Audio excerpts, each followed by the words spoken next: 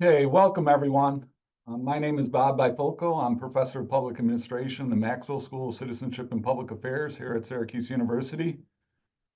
Before we begin, I'd like to acknowledge with respect the Onondaga Nation, player keepers of the Haudenosaunee, the indigenous people on whose ancestral land Syracuse University now stands.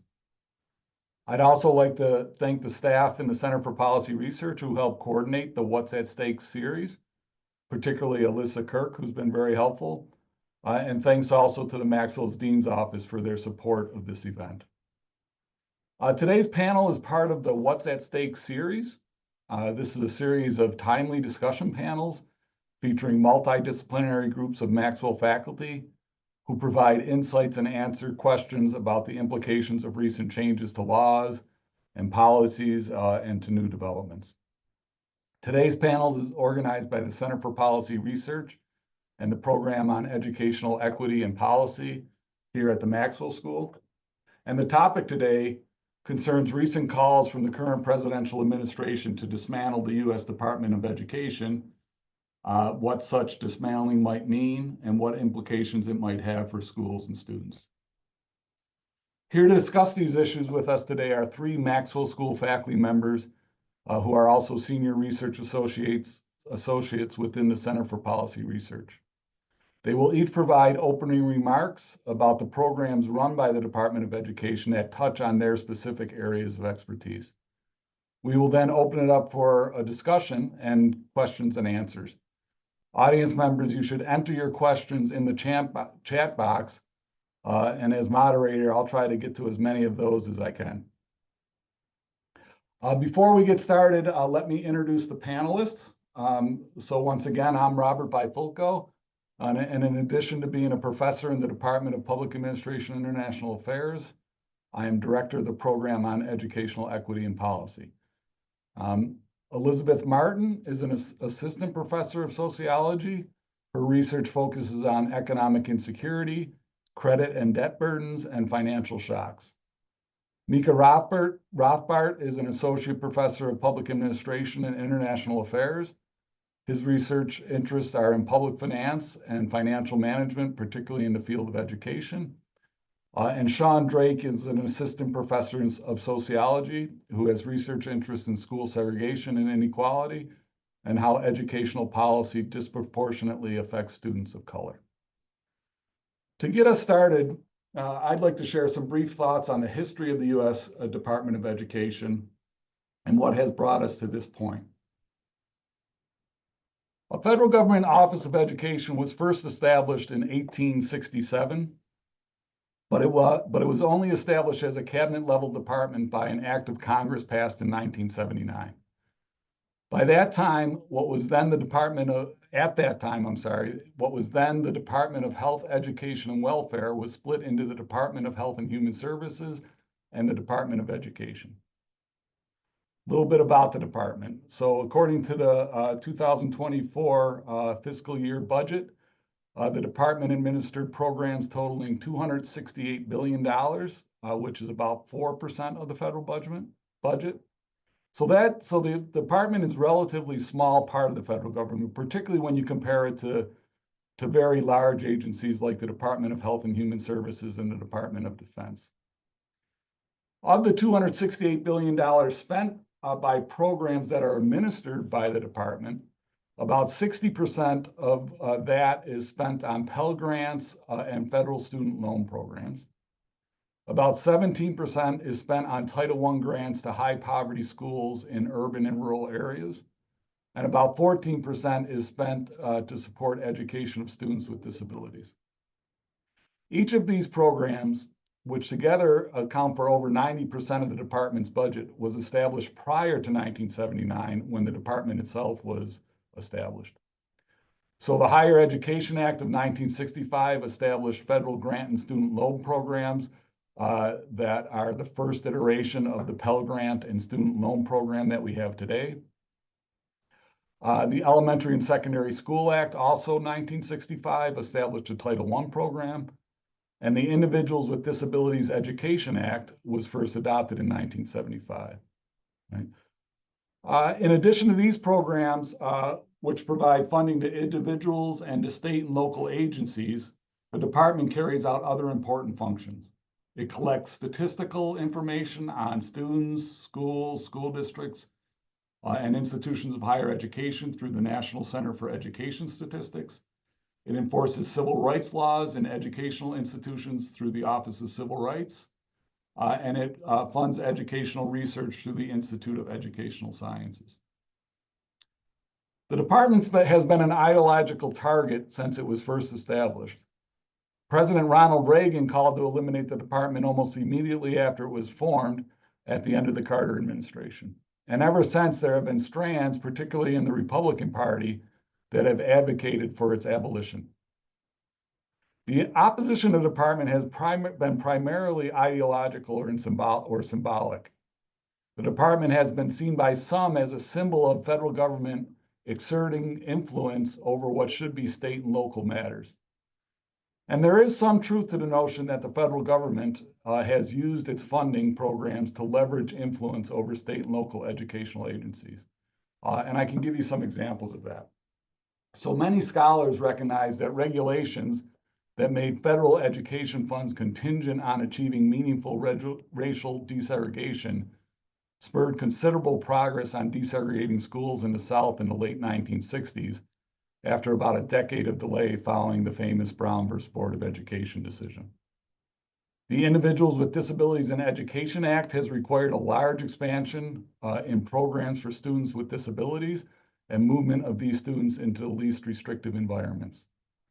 Also, enforcement of Title IX under the auspices of the department has greatly expanded opportunities in sports for women and other areas of life. Although much of the opposition of the department seems to be motivated by reactions to these types of exertions of influence, it's not really clear that there's any widespread opposition to the programs that account for most of the government spending channeled through the department.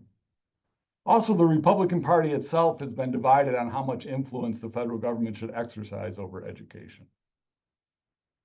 The current calls to dismantle the department by the Trump administration seem to be motivated by a few things. President Trump claims the department has been overtaken by radicals, zealots, and Marxists, and that it promotes liberal ideologies in schools. He also claims that it wastes taxpayers' money. Although when you look at the overwhelming bulk of what the department focuses on and what its budget allocations go for, it is not clear what most people would want to see cut. So although this administration has tried to appear more radical than anything that has come before it, it is not clear what the current calls to eliminate the Department of Education will amount to. Will they be nothing more than a symbolic effort to rearrange office signs within federal offices? Right? Or will they result in cuts to valued programs or to staffing cuts that will undermine the effective administration of those programs? I think all that remains to be seen. Right? So that's kind of my take, or at least my few minutes. What I'd like to do now is turn to our panelists who can provide a little bit more detail on what the program is administered by the U.S. Department of Education do.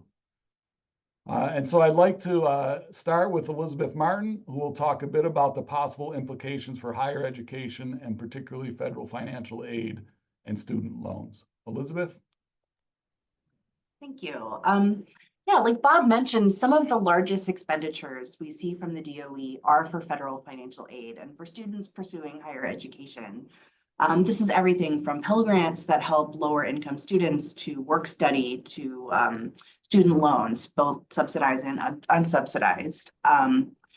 So dismantling the DOE, moving the federal aid functions either to states or to the Department of Treasury, which is one proposal I've seen, would affect a lot of people. Something like 20% of all US households have student loan debt. 30 to 40% of students who are currently enrolled are taking on loans every semester.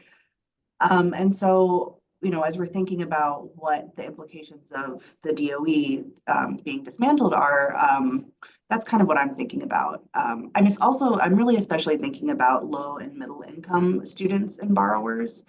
So the federal student loan program was really established to increase access to higher education for those who didn't come from a lot of money. And it has really done so. I mean, some of the reasons why we see such high levels of student loan debt in the US economy right now is because of the much wider swath of students who are now able to go to college because they have access to loans.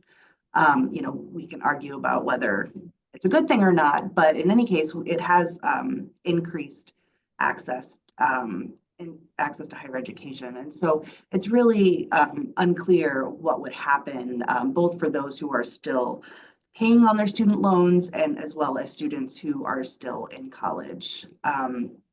The other thing I wanted to touch on, I've been thinking a lot about how higher ed is already super unequal between states. And so if one of the proposals is to move some of this financial aid apparatus to the states, we already see super big inequalities there. Like most of the state appropriation or most of the government funding for higher ed public institutions is from states.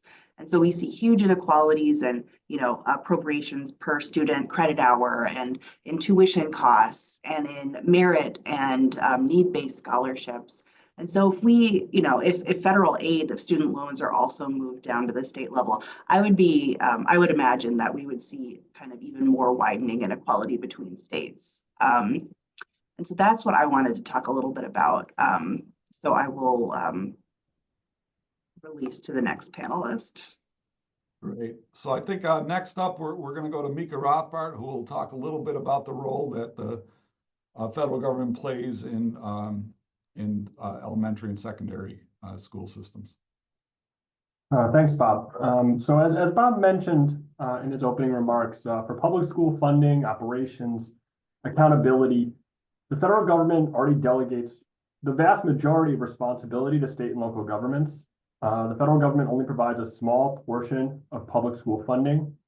But as Bob has also suggested, it leverages that to nudge educational priorities. And that approach has been in place for years, even predating the formation of the Department of Education. And I think it's important to note that the use of this funding to shape policies can be effective, but it actually presents a catch-22 for conservative administrations like the one that's currently in the office of the presidency. Because if the federal government makes cuts to these programs, it could lose some of that leverage to incentivize their other priorities. Say, for example, the administration's understanding of what would be a fair anti-discrimination policy.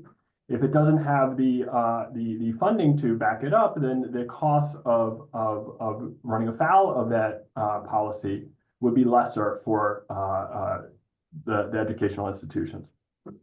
I also want to touch on the main U.S. education law today, because I think it's instructive about how the Department of Education has used a small amount of money to nudge practice. So the Every Student Succeeds Act, or ESSA, aims to give all students better opportunity for success, and it focuses on K-12 education. And like the No Child Left Behind Act, NCLB before it, it ties federal funding to state-run transparency and accountability systems. And just as an example, schools that qualify for Title I funding due to high concentrations of low-income students cannot receive Title I funds unless their state has a single statewide accountability system to track public school student performance. And so this nudges states to adopt these accountability systems. And not surprisingly, all states now have some form of accountability system, but it's also just a nudge. So statewide accountability was growing prior to the No Child Left Behind Act. 29 states had an accountability system in place prior to the federal government tying Title I funding to establishment of that state accountability system. And another 14 already had a transparency system where they would track student progress in schools and report that information publicly. So the vast majority of states already had systems in place that mirror what NCLB then incentivized states to adopt for their districts. And then also importantly, each state manages its own funding system, its own accountability program, its assessments, its curricular requirements, and so forth. And so aggregate data then from the accountability system is made public, but made public through state systems. States have their own way of making these information publicly available for students and their parents. And so that serves the transparency aim. And so this all delegates a lot of the educational functions to the states, but it offers the federal government an ability to nudge things in the direction that they think are priorities. And so if the federal education department were dismantled, it's unclear where these types of functions, those that are tied to ESSA and Title I, would go. Other programs, I think there might be a way of understanding a reorganization, as Bob called it, of the federal government and moving those programs into other agencies. So, for example, the Federal Student Loan Program could potentially go to a place like Treasury, and maybe IDEA monitoring and resource programs could go to a place like Health and Human Services. And some have actually proposed moving the civil rights programs from DOE to DOJ. But this type of core educational function would probably need to be in some agency that has education as a core part of its mission, whether it's a Department of Education per se, or something more like the Health, Education, and Welfare Agency that was in place before the establishment of the Department of Education. Great. Thanks, Mika. Finally, let's hear from Sean Drake. He's going to talk a little bit about the threats to the Department of Education and its programs, what those threats might mean for students, particularly some disadvantaged students. Great, thanks, Bob. And thank you for everyone for being on the call this afternoon. So I'm going to pick up a little bit where Bob left off at the beginning, and Elizabeth and Mika were just discussing. So low-income students are some of the main beneficiaries of the Department of Education. And so dismantling the department would potentially eliminate Pell Grants and other vital programs and services for millions of disadvantaged students. The Department of Education conducts extensive empirical research to identify best practices for teaching and learning, and on other really critical issues like school safety and nutrition. So cutting the DOE's research budget will ultimately make schools less effective, less safe, and less healthy. The DOE also has responsibilities for enforcing Title IX, so abolishing the department or even moving some of its functions around to different parts of the government will surely weaken Title IX considerably, and I know that's already been discussed. So these are just a few of the many reasons why shutting down the DOE or gutting it, cutting it, I think is actually a bad idea. I want to talk a little bit about what the presidential administration is doing with the department. So the Department of Government Efficiency, DOGE, which always sounds bad when I say that, DOGE, headed by Elon Musk, is spearheading changes to the DOE. How does crippling the Department of Education increase efficiency? As Bob mentioned, there used to be a Department of Health, Education, and Welfare. And in 1980, that department was split into the Department of Health and Human Services and the Department of Education. This move was made in large part to promote a more efficient administration of federal education resources and oversight. Clearly defined roles increase efficiency from the individual level to the level of a department or an organization. So establishing a standalone education department in the name of efficiency made sense. Cutting it, gutting it, abolishing it, whatever they're doing or proposing to do, strikes me as efficient, like turning off the heat in the middle of a polar vortex is efficient. Like people need heat during winter storms and cold snaps.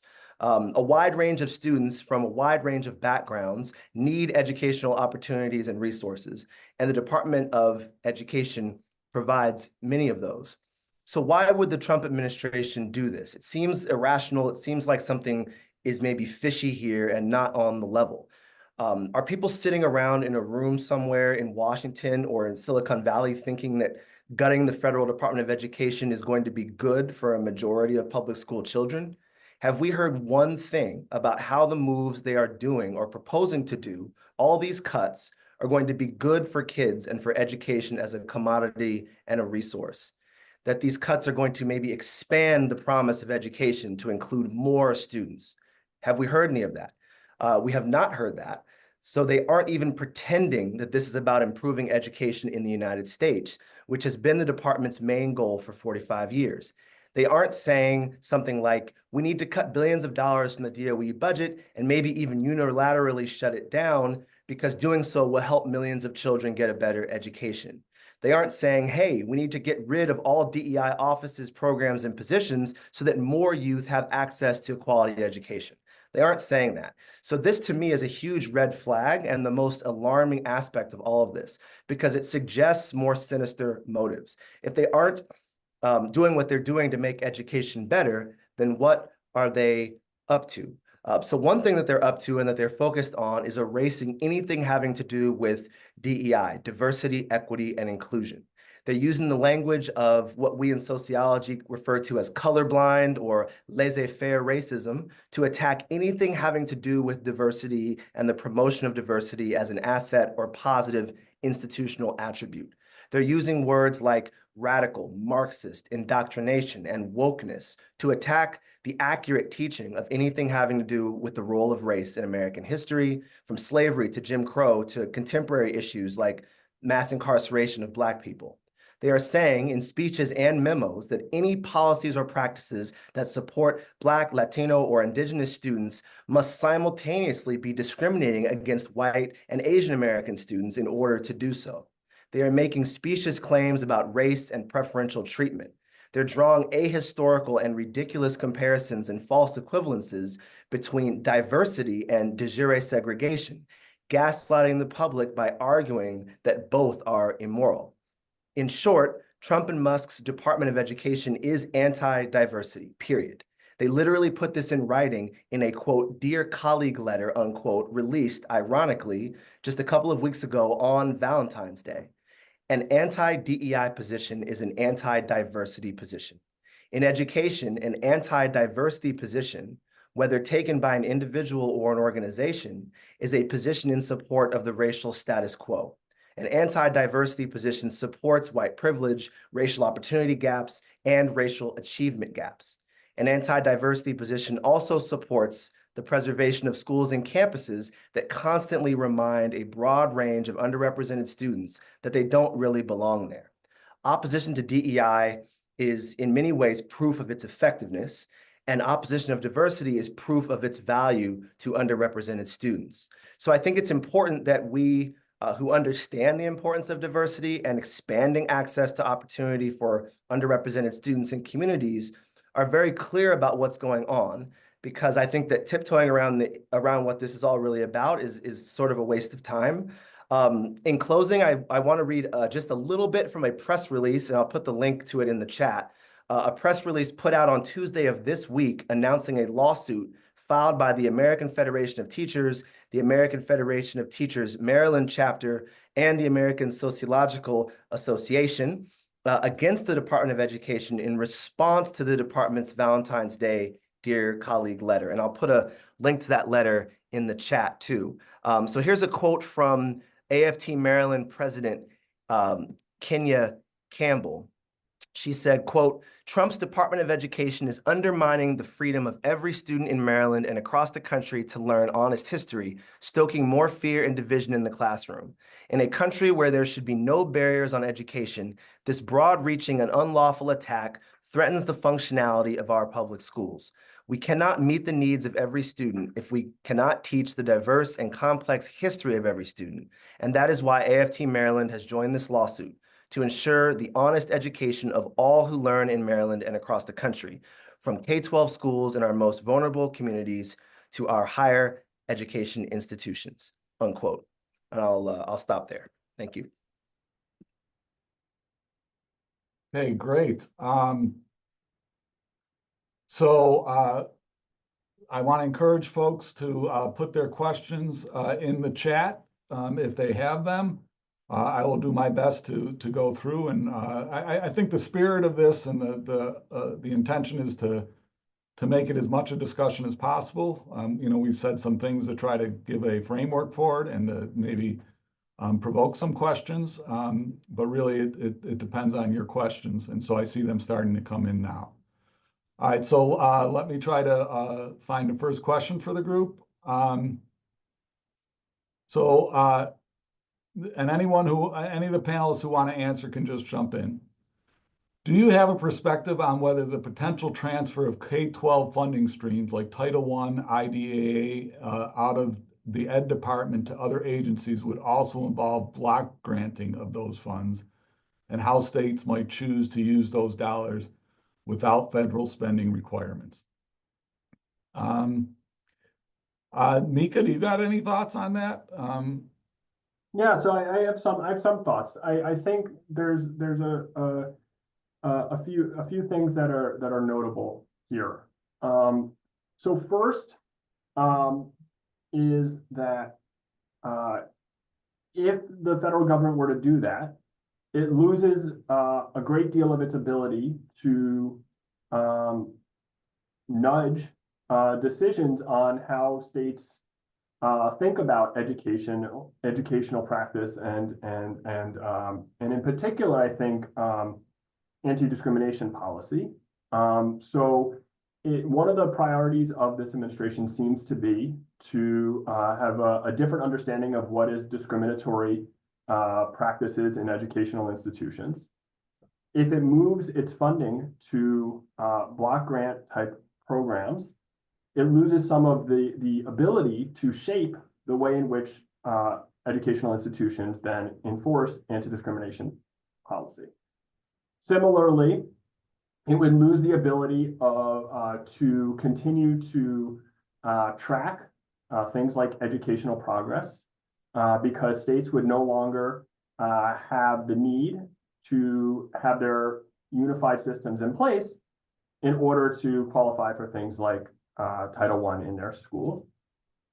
I think also it undermines what is broadly viewed as a movement towards a standard of educational adequacy in public schools, because one of the reasons that the federal government has encouraged states to track student progress through these accountability systems was to ensure that all students have access to a sufficient education. Sometimes, you could see that in the name of the legislation, by the way, right? No Child Left Behind, Every Student Succeeds Act. These programs do have an effect that is going to be equity improving, right? These are about equal accesses to resources. And I do think that that's historically been called educational equity, which is one of the reasons why I think this administration is particularly concerned about this department, is because a lot of the times these practices of improving tracking of student progress, ensuring adequacy of education have been called educational equity, and are therefore being tied to the more recent understanding of what diversity, equity, and inclusion and accessibility practices would be, and therefore has made it a more ready target, perhaps, than even previous conservative administrations who are more concerned about the role of federal versus state governments, as opposed to this ideological concern in particular. So I'm looking through the questions that are posted. I'd like to ask this one. I mean, one question, I think it's similar to the question that I've had. I guess that's why I'm going to that one first. Is, it's not clear what this dismantling might mean, right? And I think part of that is intentional. I don't know if anyone knows what it means, including the people who are calling for it. But we might think a little bit about what is most likely, right? I have a hard time believing that there could be any support for discontinuing Pell Grant awards, right? Or discontinuing student loan programs. I'm less sure about Title I funding for schools, but I think that has pretty wide support as well. So I guess I'd like to, I got my own views, but I'd like to hear from the panelists, what do you think is likely, what are the things that are most likely to result from something like a dismantling of the education department?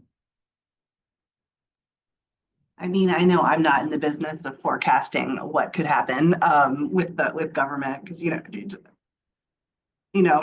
just don't know. But I mean, obviously, federal student loans and Pell Grants are very popular. They're widely used programs, but I mean, even just the kind of chaos of people not being sure like what's going to happen with their loans. I mean, we've seen how that has had some like a lot of effects in terms of people not being sure whether they should be paying their bills or like what's going to happen. Kind of the going back and forth about the student loan cancellation has created a lot of uncertainty. And so even just I think some of these conversations, no matter what ends up happening, kind of it undermines some of maybe the legitimacy of the agency and maybe some confidence by consumers and students, families. But those are my thoughts. Yeah, I guess my take is that, the programs that constitute more than 90% of the spending, which I Yeah. named, right?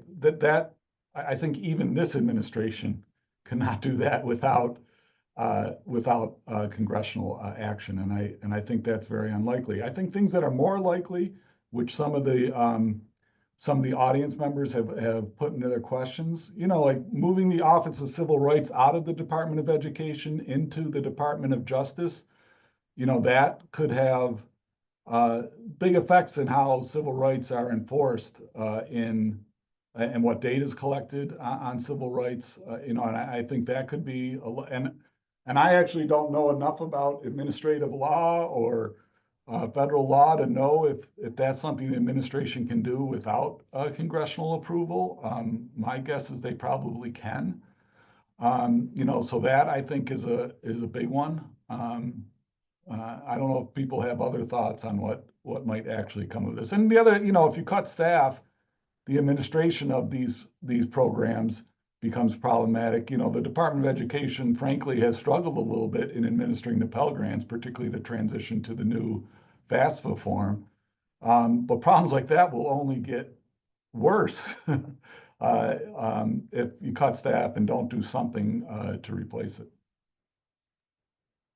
Yeah, I mean, I think there's a reason that it's ambiguous whether this is about moving some programs around, shrinking one department, but having functionally the large programs in place versus actually making cuts to the program. I think it's because there's a lack of agreement among folks who have been calling for the dismantling of the Department of Education for many, many years.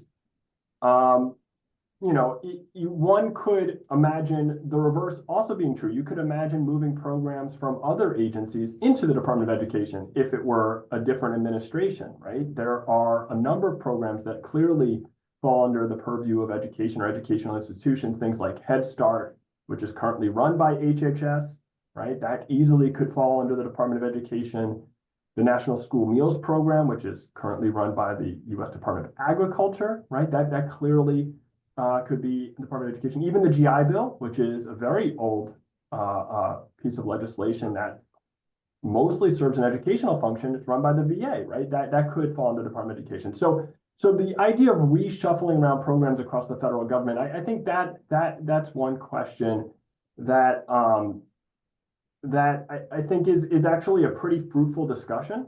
One that probably should not happen in very quickly without thinking about the consequences, like Bob just asked, but a question that is a reasonable question. There hasn't been a major reshuffling of the federal government across agencies in a long, long time. But you also do hear voices that are calling for ending these programs, right? I think of Neil McCluskey at the Cato Institute, who has called some of these programs unconstitutional, right? Because there's no constitutional authority for the federal government to control education, that it's a creature of the states. And so I think that disagreement is one of the reasons it's not clear what actually is the goal or what's actually going to play out. I do think that the way in which, in particular, decisions around how data is collected and the accessibility of data for people to look to see what works, those types of things are going to suffer without a education department per se. Because if these things are moved, for example, if the Office of Civil Rights is moved to DOJ, or if the student loans program is moved into Treasury, they're going to be separated from the outcomes we think that those are going to be promoting, which are education. By putting it in the education department, there is a motivation for the for the agency to make that data public, so that way people could look at the consequences for education. If they're moved out of the education department, there's not going to be that same motivation to make that information public. And in fact, that is some of the low-hanging fruit, right? That is in that other 10% of the budget, right? Are things like tracking progress, tracking where money is going, tracking which students are doing better and which are not. And I think those are the things that are more likely to be cut. We've already seen some cuts to things like the Institute for Education Sciences, and are going to be the types of programs that are going to have consequences maybe for the four of us in the type of research that we're able to do, but are not necessarily the ones that are going to have immediately the most negative consequences on students, but in the long run will harm progress because research makes education better. Okay, so let me go to a different question. If the education department is gutted, will that drive the cost of college education down, meaning universities will need to drop their tuition cost? So I guess I don't know very well. There are studies that try to look at whether publicly provided financial aid, part of what that results is in higher tuition rates and universities kind of capturing some of that aid to support their purposes. You know, I think this is a complex question. I think if federal aid for students is cut and there's still a commitment to trying to provide access for lower income groups, then it's got to fall on states and universities to provide that sort of aid and assistance. And that could actually drive up the sticker cost of college education. Or, you know, the other stark choice that would create is very large reductions in access to higher education. You know, and I'm not sure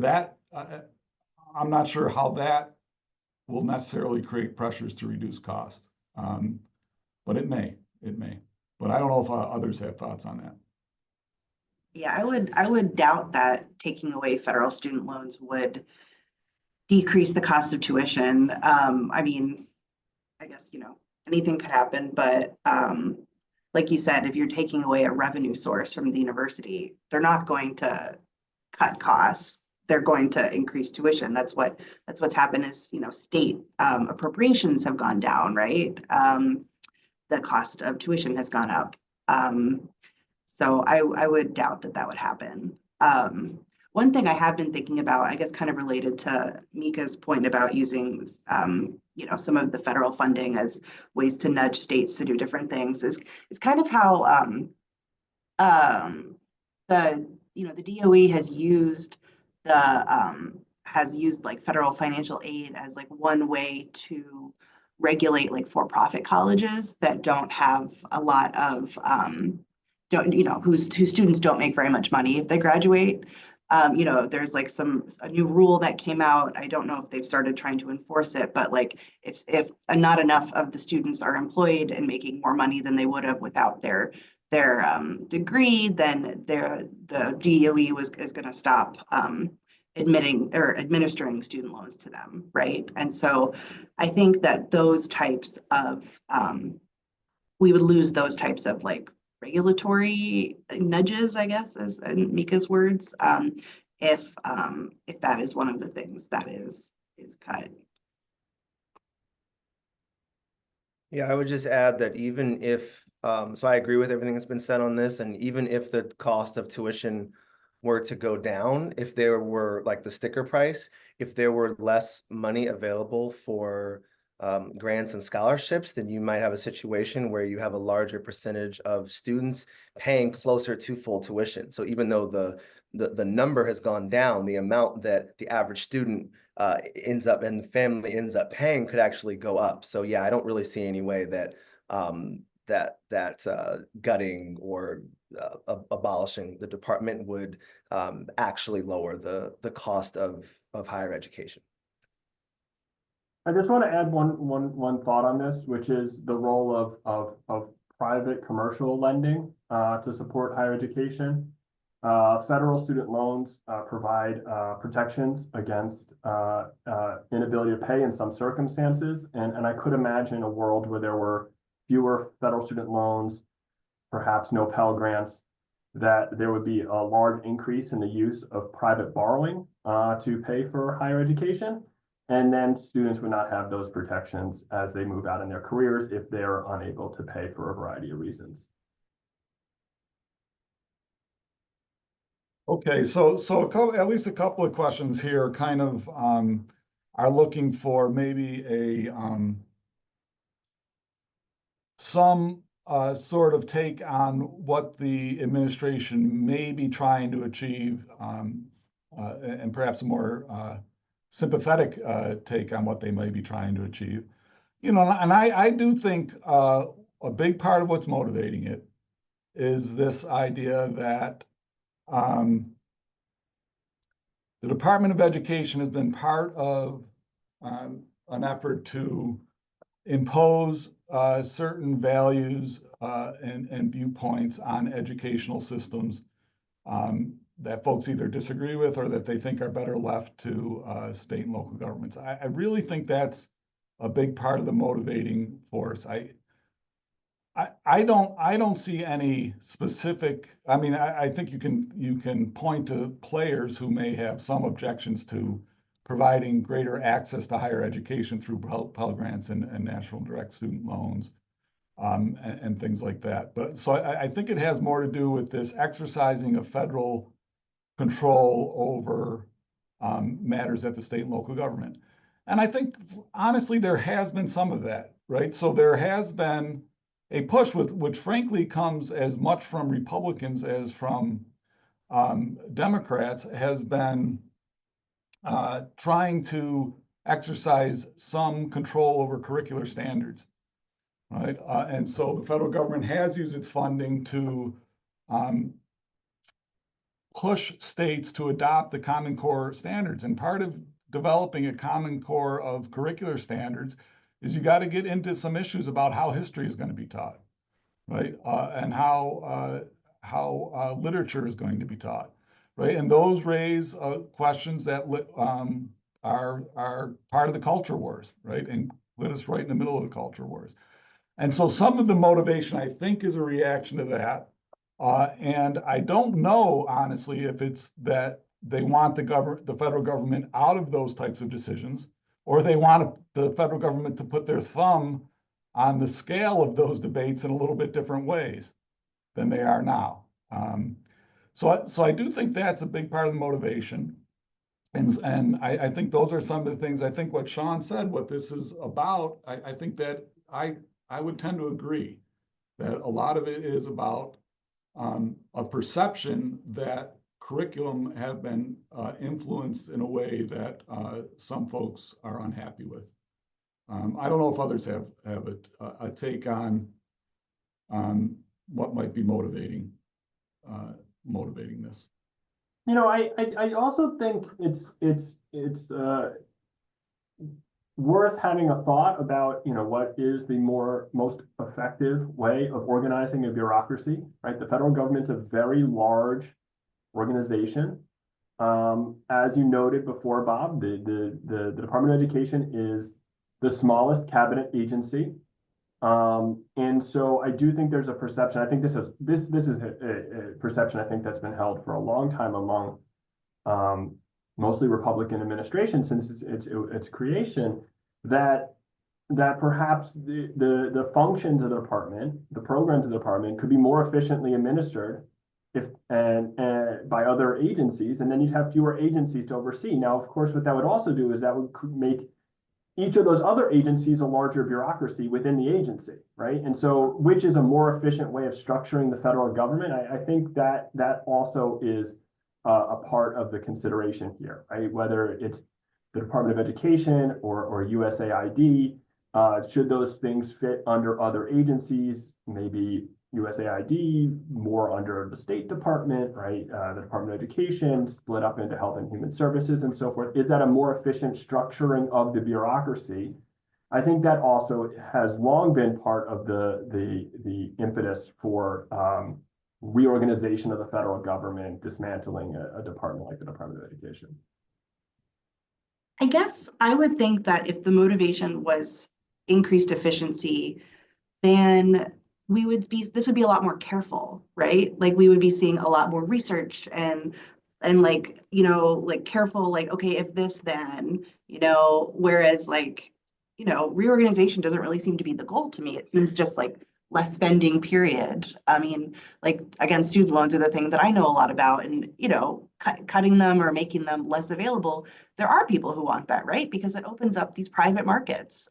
Some people could make a lot of money if banks are the ones who are financing student loans, as opposed to the DOE. Maybe there are some people in the government who are looking for efficiency, but again, I think that if that was the goal, it would be a lot more careful in how it's being proposed and changed, but that's just my take. So Yeah. there's another set of questions that I would characterize this way. One is about what authority the administration has to achieve some of these goals, or whatever dismantling the Department of Education might amount to, and how they're likely to exercise that authority. And then I guess similar questions, but with a little different angle, is what can be done to stop it, for those who would like to stop it. So, I don't know if the panel has any particular expertise on these types of issues, but if you do, I'd love to hear your thoughts.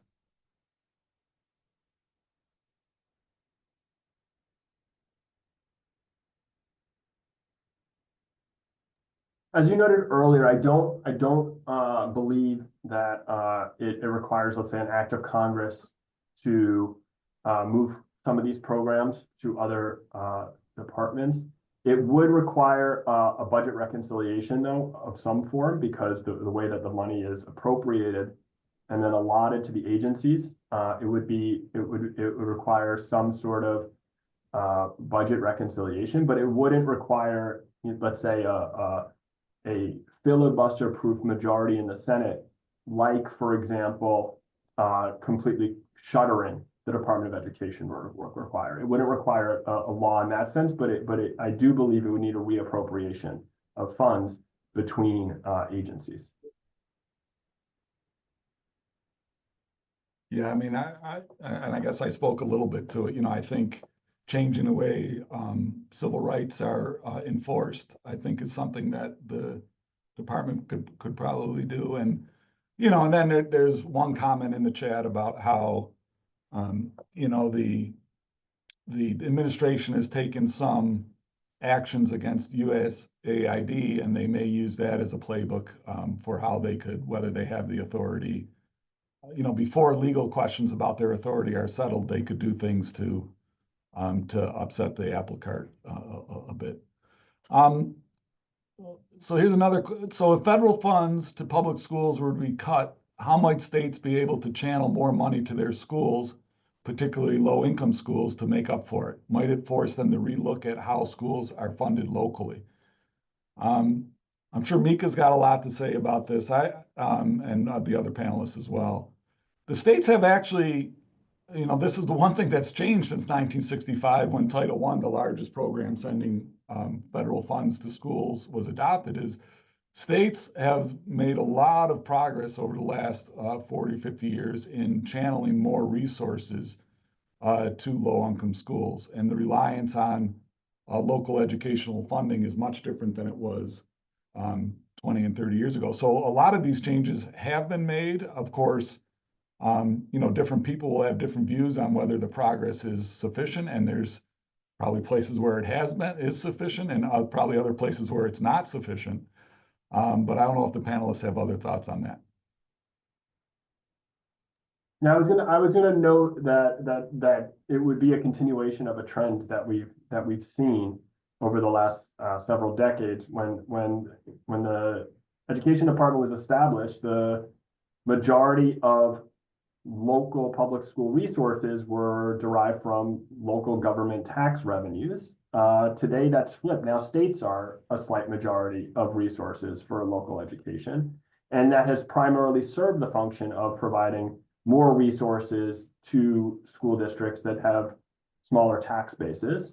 And so it probably would continue in that direction in most states, but it would not be universally continuing that direction in the way that, for example, Title I is distributed universally to all 50 states. So here's a question on kind of the specifics on college costs and policies that might be adopted to try to address the cost of college. So what do you make of the College Cost Reduction Act and the proposed changes for institutional risk sharing to provide promised grant funding, as well as changes to base federal funding on median cost college? So I think that the point of this question is, there's other types of policies like providing financial aid based on the median cost of college and not necessarily an individual's particular cost of college,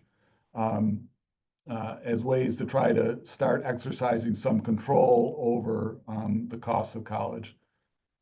Any thoughts on those? I guess my initial thought is there is important use of public policy to try to control costs in the higher education system. I think costs in the higher education program are widely recognized as a problem. And we ought to think carefully about policies that might be able to move the needle a little bit on college costs, bending the cost curve, as they say.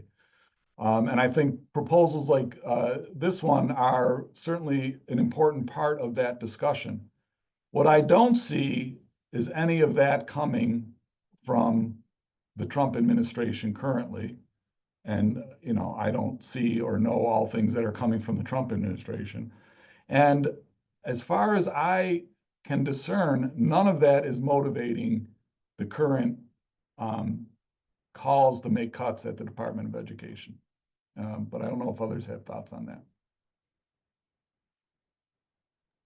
Yeah, I mean, I think you're right. Like from what I recall, the College Cost Reduction Act wanted to double Pell Grants and maybe change interest accumulation on student loans. And, those are probably great ideas. But I just don't think that they're part of our current reality. And, the thing that I would just say is like, I'm as much, there are lots of ways we want to make college more affordable, but I don't think that taking away student loans would be a positive change unless there's a huge overhaul in the way we pay for higher ed.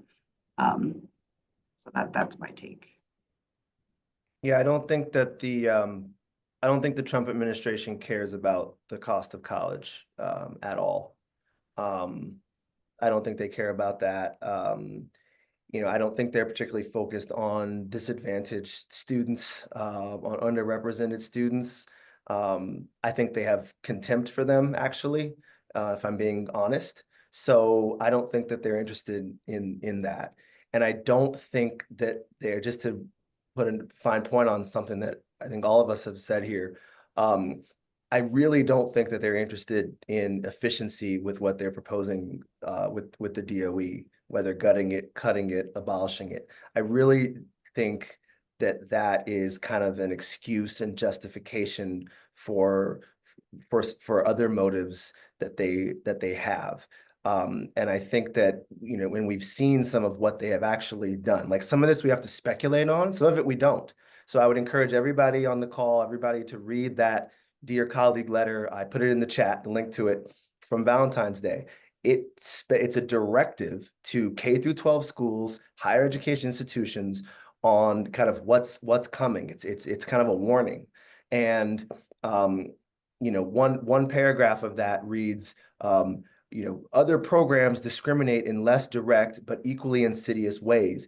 DEI programs, for example, frequently preference certain racial groups and teach students that certain racial groups bear unique moral burdens that others do not. Such programs stigmatize students who belong to particular racial groups based on crude racial stereotypes. Consequently, they deny students the ability to participate fully in the life of the school.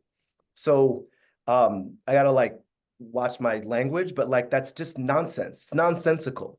I mean, they're saying certain groups, racial groups bear unique moral burdens and others do not. So are they saying that Black people are equally responsible for slavery? I don't know what this means, but it's not good. And then DEI programs consequently deny students the ability to participate fully in the life of the school. DEI, the central purpose of DEI programs is to allow historically underrepresented students to be able to participate fully in the school. So this is 100% wrong and completely backwards, and they know that. And so I think that a lot of what they're doing right now with the department, they're weaponizing it against DEI. We've seen this. It's not about loans. It's not about cost. Everything that the Biden administration tried to do around student loans was blocked by Republicans in Congress. So they're not trying to do that. I think they're going to use the department to sort of weaponize against DEI and other things like that they don't like. And then I think that they may move and shift certain programs to other agencies, or just kill off those programs if they feel like they are wasteful. But again, wasteful, I believe, means if they feel like they're helping students who don't deserve that help. And I think that's what they're thinking about when they're thinking about efficiency. They're not thinking about how can we do this better or make education work better. They're thinking about, wait, we're spending $1 billion on those students, but they don't deserve a slot or a position or an opportunity. So why are we wasting all this money on them? So that is my honest take on what's happening. And I honestly believe that's kind of where what we're dealing with. Bob, can I just jump in there? Because I do think this presents something of an example of the catch-22 I was talking about earlier about cost cutting versus nudging or using your influence, right? So if the administration, I think they've made pretty clear that they think DEI programs are discriminatory, right? Their ability to get states to change the way in which they're implementing those programs or eliminate them goes away if these programs are cut. And so it is unclear, to Sean's point, what their priority is. If their priority is to maybe change the way history is taught in classrooms, or anti-discrimination programs are implemented, Title IX or Title VI and so forth, right? Then they can't cut these programs because that is their leverage. In a more traditionally conservative view, you would want to cut the programs to cede that control to the states. But that then means that the administration doesn't have the ability to then exert that control. And so that is the question that I don't have a good answer on, is which side of this debate, ideological debate within the current Republican Party, perhaps, which side is going to end up winning out in terms of these questions. So let me ask the organizers. I think we're coming at the end of the hour. And so should I start wrapping it up, Shannon? Yeah, go ahead and wrap it up. And can I just say we've recorded this session, and so we'll make the link available on the SU Center for Policy Research website. But anyone who participated will also receive the link over email, and we encourage you to share it with your friends and colleagues. And thank you to the panelists. Yes, I'd like to thank the panelists as well, and thank the audience. There's actually a lot of interesting comments in the chat. I'm sure I didn't do them nearly the justice that they deserve. But I want to thank everyone for coming, and hopefully these discussions will continue after we jump off the Zoom call. So thanks, everyone. We'll see you.